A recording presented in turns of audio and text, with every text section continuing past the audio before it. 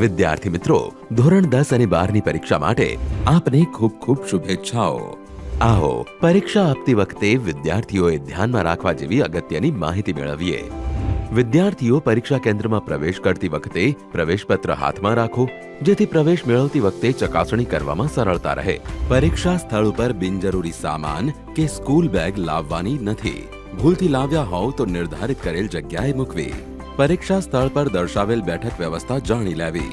પરીક્ષા સ્થળ ઉપર મોબાઈલ કે કોઈ ઇલેક્ટ્રોનિક ગેજેટ લઈ જવું પ્રતિબંધિત છે। તેમ છતાં આપની પાસે ભૂલથી મોબાઈલ કે ઇલેક્ટ્રોનિક ગેજેટ રહી ગયેલ હોય તો કેન્દ્ર પરના સ્ટાફ પાસે પરીક્ષા ખંડમાં પ્રવેશતા પહેલા જમા કરાવો।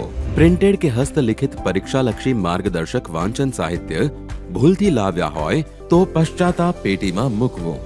પરીક્ષા નંબર મુજબ બ્લોકની ચકાસણી કરી પરીક્ષા ખંડમાં પ્રવેશ કરો। પરીક્ષા ખંડમાં આપવામાં આવતી સૂચના કાળજીપૂર્વક સાંભળો।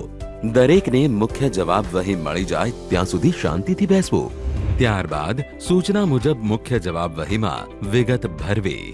જેમ કે પ્રવેશપત્રમાં જે કેન્દ્ર નંબર આપેલો હોય એ કેન્દ્ર નંબર લખવો અને પ્રવેશપત્રમાં જે બેઠક નંબર છે એ બેઠક નંબર મુખ્ય જવાબ વહી અને પુરવણીમાં લખવો તથા બેઠક નંબર શબ્દોમાં પણ લખવો।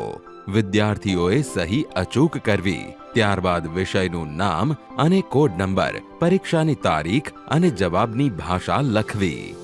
સીસીટીવી કેમેરા સમક્ષ પ્રશ્નપત્રનું પેકેટ ખોલવામાં આવશે અને વિદ્યાર્થી પાસે પ્રશ્નપત્રનું પેકેટ સીલબંધ છે તે બદલની ખાતરી કરાવી સહી લેવામાં આવશે। પ્રશ્નપત્ર પૂરું અને યોગ્ય મળ્યું છે તે ચકાસી લેવું।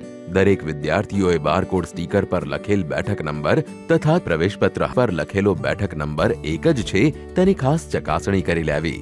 પરીક્ષા દરમિયાન આપના પ્રવેશપત્ર પર નિરીક્ષકની સહી કાળજીપૂર્વક કરાવી લો। મુખ્ય જવાબ વહી અને પુરવણી મળ્યાના પત્રક પર સહી કરવી। પરીક્ષા દરમિયાન સમયની માહિતી આપતા બેલને ધ્યાને લઈને જવાબ લખો।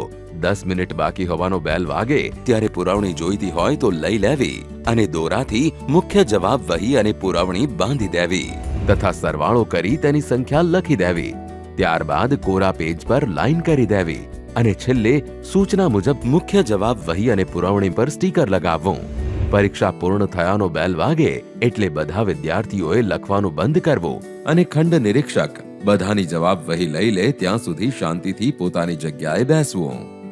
પરીક્ષાની સૂચનાઓનો અમલ કરી આત્મવિશ્વાસથી પરીક્ષા આપીએ। આભાર।